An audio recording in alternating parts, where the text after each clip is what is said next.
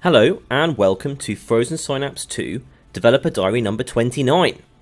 Today we're going to do a deep dive into some artificial intelligence concerns and answer your questions in the mailbag.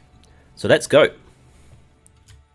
Now, I was using this level to test and develop a new feature earlier this week when I noticed that one of the red guys was not doing anything when the AI was being calculated. So I will just run the AI calculations for you now to see what he wasn't doing. I've run the AI.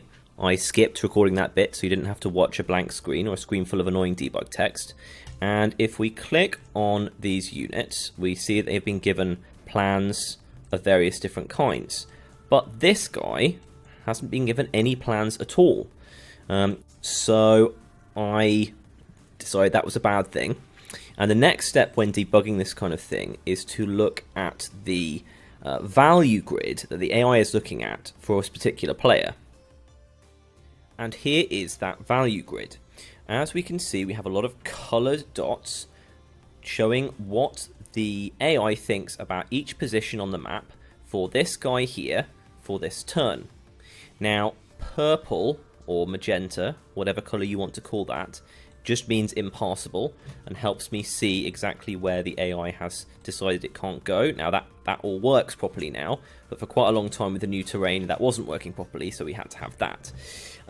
Red squares are squares that at some point it's going to be dangerous to this player, and green squares are generally somewhere where he could potentially get a kill if he went there.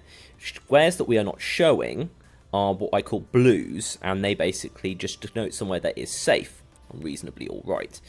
Now at this point it's really important to tell you exactly how the AI in Frozen Synapse works.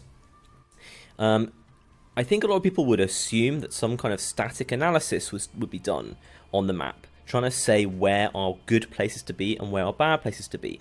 For instance, a human would look at this area behind the window here, see how much area it's covering and say that looks like a good place to be.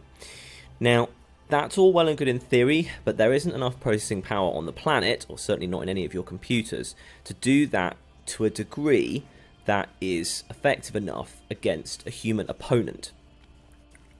Heuristic rules like going behind a window is good are going to fall against any kind of intelligent opposition. You will see the pattern that the AI is doing, and you will immediately find exploits, and it won't be any fun to play against. What the AI does in Frozen Synapse is it tries to predict what the player is going to do, and then evaluates the map based on that. I would love to have enough processing time to evaluate the map based on every single thing the player could possibly do, but as you guys know, it's quite slow enough already. So I can't do that. So basically what happens is we concoct a load of plans for what the player might do, and then the AI evaluates things based on that. So why is there not a little green dot here where, as you guys can probably tell, this machine gunner could kill that shotgunner? Well, there would be if the AI thought the shotgunner was going to stay still. But the AI does not think that. He thinks the AI thinks player might well run over to this window here, or run over slightly over there, or, well, those are the only two things it's got currently, but you'll excuse the slightly jonky stuff right here. Anyway, so moving on, this guy is in a red square, which means that he's in danger from certain things, quite possibly from this guy turning round.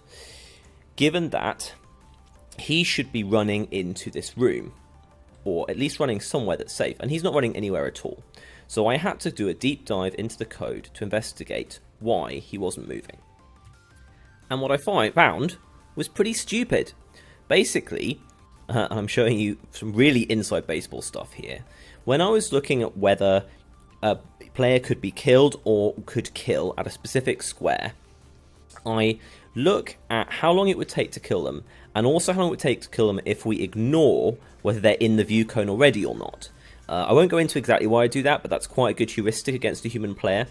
Unfortunately, there were certain instances, for instance, when an enemy had no gun, or if they just couldn't see the opponent at all, but were still quite close, where I was forgetting to set this value for how long it would take to kill, ignoring the view cone, setting it to 0, which meant that the AI felt that some areas were completely dangerous, as in it would instantly get killed there, even though it was completely untrue.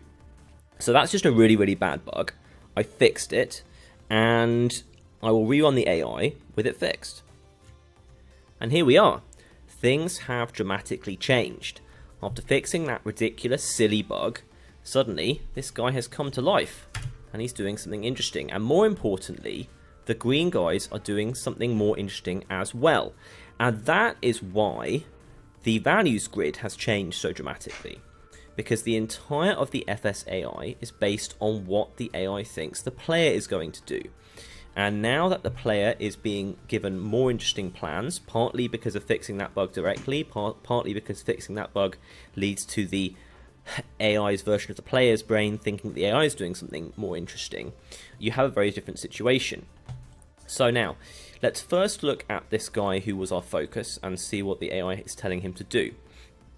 He's a machine gunner, and he's against a shotgunner and an Uzi. He has a lot of control there, so he's very happy to just walk straight forward, aiming, and basically he's going to win if they stick around. Let me have a look at any other plans that the AI has given him as alternatives. So there's just moving a bit further, moving a bit less far, going into that room up there. Variations on a theme. There's one where he goes over here, which is quite a long way, and again just stays around there, stays back there, and comes to this window over here. That all looks pretty good to me. Basically what happens is that we concoct about 8 to 10 different plans for each enemy unit, or each AI unit, and a full Frozen Synapse simulation is run on all of those plans versus the plans that we've concocted for the player units, and the ones that do the best get chosen. Now, again, I'm just going to go really deeply inside baseball on this, and if I'm not making any sense, I apologise. Let's have a look at what the player units have been given as plans. One of the biggest problems that we currently have is that it costs so much to run an AI run against a specific player plan that we only look at 3. One of them is always the player doing absolutely nothing, actually, which is that one. And then in this case, we have 2 relatively similar plans. I might outlaw the AI doing things that are that similar, although even though they're close to each other, the end positions, those are obviously quite different for this shotgunner. Anyway, so as I was saying, you might have a situation where a red plan does really well against this specific shotgunner plan, and really badly against this one. You don't always want to choose the one that gets sort of the most kills, because that actually becomes predictable as well. So what happens is that we choose sort of at random from the winners against the other player plans. Okay, so I'll just finish this section off by showing you the other plans that we come up with for the other units. You guys might find that interesting.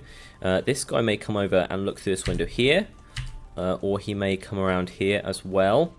We have a unit here, a machine gunner, who's interested in coming through here and trying to clear out here, looking through this window, or just going behind this box. I haven't particularly chosen this level to flatter the FS2 AI, but you're starting to see some pretty good stuff here. I'm also looking at making the AI more aggressive in certain situations and trying to stop a lot of the really bad things happening in the beta, such as units just sitting around doing absolutely nothing. I will fix that stuff, and I'll talk about that hopefully next week. And let's have a look at what this guy's planning on doing. And finally, on this topic, in case it's not sort of clear, the way we come up with the player plans is by running the exact same AI against red plans. So you start off by saying, what would the green guys do if the red guys did absolutely nothing? Because obviously you don't have to come up with any plans if the red guys aren't doing anything. It's just they're just sitting still. That produces a bunch of plans for the green guys. Then we run the red and say, what would you do if the green guys did that?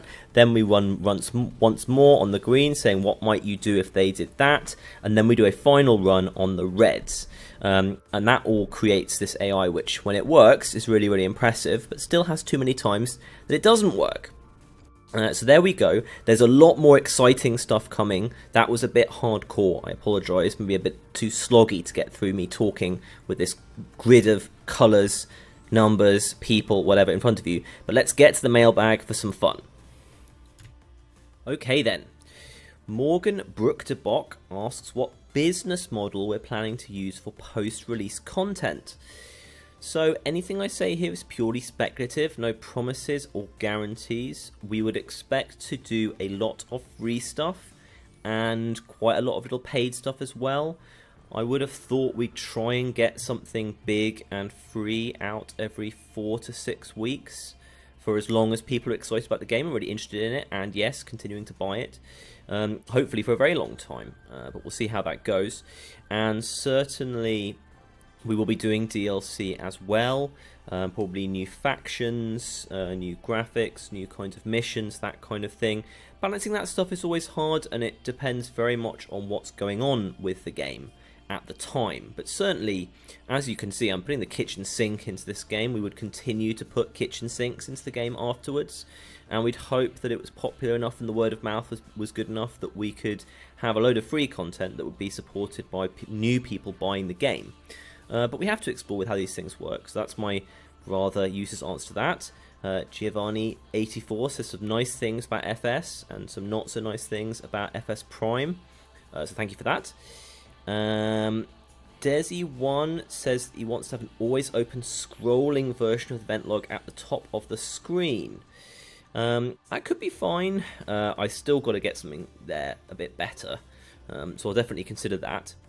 LinkX2 asks how many people are working on the game and what do they do. So you know what I do, because I tell you every time we start one of these videos. Paul does the music, he does a lot of playtesting with me, and he helps me with design, he tells me what's not working, and he does the business side of the company. We also are publishing other games, he's very involved with that.